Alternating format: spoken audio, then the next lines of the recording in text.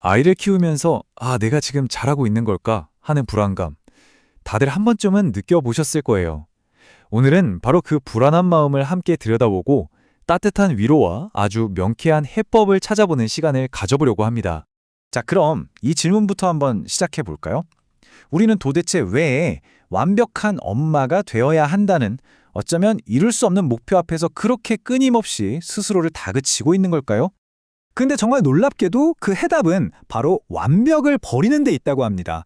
여기 이 문장 좀 보세요. 완벽은 신의 영역이고 실패는 우리 인간의 속성이래요.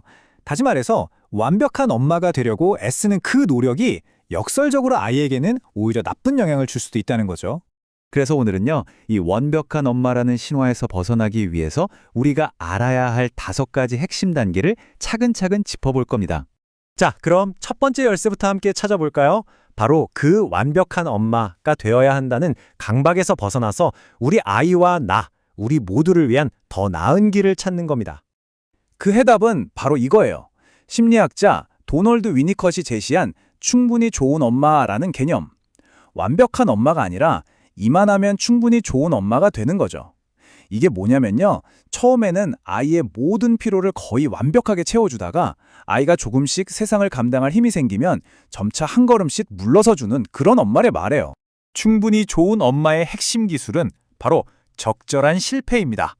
좀 이상하게 들리죠? 실패를 하라니. 근데 이게 정말 중요해요. 아이의 모든 요구를 즉각 해결해주는 게 아니라 아이가 감당할 수 있을 만큼의 아주 작은 좌절을 경험하게 해주는 거예요. 이게 바로 아이의 독립성을 키우는 결정적인 열쇠가 됩니다. 와, 이 공식 한번 보세요. 정말 흥미롭지 않나요? 아이 마음속에 내가 해볼래 하는 그 마음, 바로 그 욕망이 어떻게 생겨나는지를 보여주는 심리학 공식이에요. 아이가 100을 원할 때 100을 다 채워주면 스스로 무언가를 하려는 동기는 0이 된다는 거예요. 하지만 70만 채워주면 어떻게 될까요? 그 비어있는 30만큼의 결핍이 아이 스스로 성취하려는 주체적인 힘으로 자라난다는 거죠.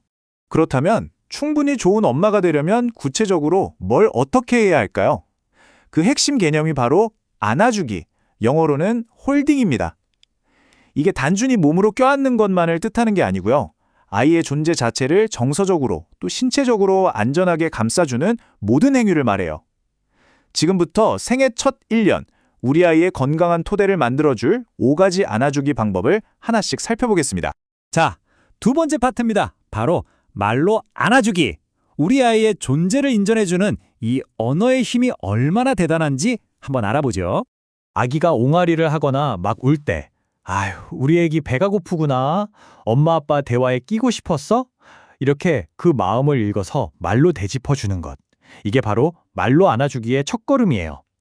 아이는 이 과정을 통해서 엄마가 내 마음을 알아주는구나. 나는 존중받는 존재구나 느끼게 되고 엄마와의 깊은 유대가 바로 여기서 시작되는 거죠. 자, 다음은 세 번째. 아이에게 안전한 세상을 통째로 선물하는 방법. 품과 몸으로 안아주기입니다. 이 비유 정말 강렬하지 않나요?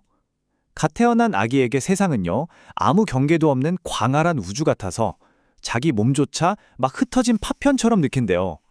바로 이때 엄마의 따뜻한 품, 이 몸으로 안아주기가 이 파편들을 하나로 모아주는 접착제 역할을 하는 겁니다.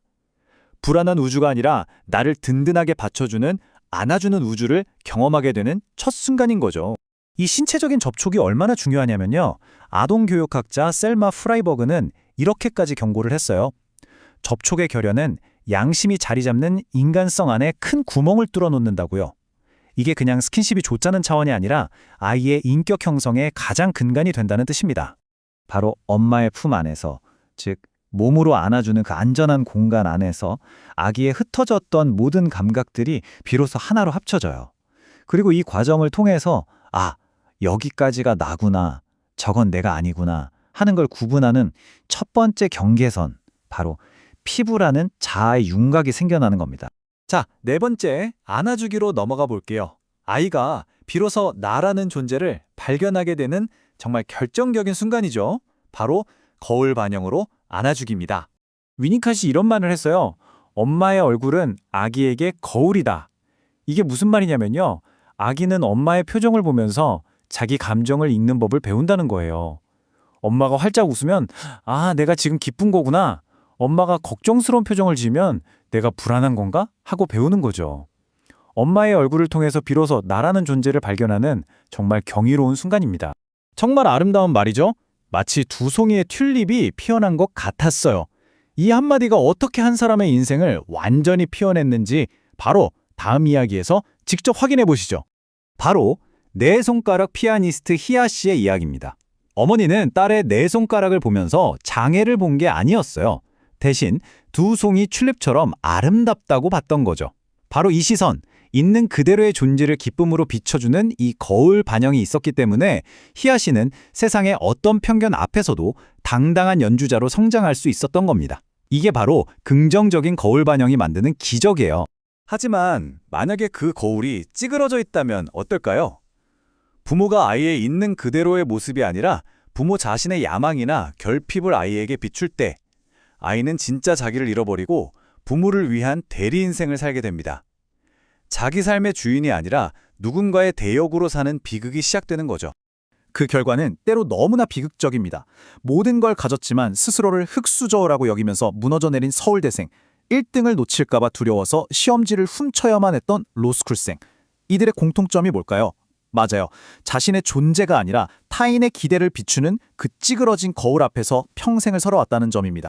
이제 안아주기의 마지막 단계이자 어쩌면 가장 근원적인 이야기입니다. 바로 아이의 성취, 즉 무엇을 하는가, doing이 아니라 아이의 존재, being 그 자체를 안아주는 것입니다. 이 설문 결과는 우리에게 정말 많은 걸 생각하게 만들어요.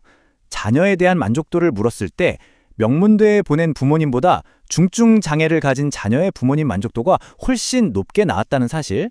왜일까요? 그분들은 더 이상 자녀의 성취를 기대하지 않았기 때문이에요. 그저 내 옆에 살아있어 주는 것, 그것만으로도 감사하고 소중했던 거죠. 이게 바로 조건 없는 사랑, 존재로 안아주기의 본질입니다. 과거의 영웅은 나라를 세웠다고 하죠. 하지만 이 시대의 진정한 영웅은 나라는 자기 자신의 나라를 단단하게 세우는 사람이라고 합니다. 우리가 아이를 키우는 궁극적인 목표도 바로 이것 아닐까요? 단순히 성공한 사람이 아니라 자기 삶의 주인이 되는 진짜 영웅을 키워내는 것 말이에요. 그러니 이제 완벽한 엄마라는 그 무거운 짐은 좀 내려놓으세요. 당신의 아이가 자기 삶의 진짜 영웅이 될 수 있도록 그 첫걸음을 도와주는 충분히 좋은 엄마가 되어주세요. 생애 첫 1년은 완벽을 위한 시간이 아니라 아이가 평생을 기댈 수 있는 단단한 존재의 뿌리를 내려주는 시간입니다. 오늘 내용은 최민식 작가의 불안한 부모를 위한 심리 수업을 바탕으로 재구성했습니다.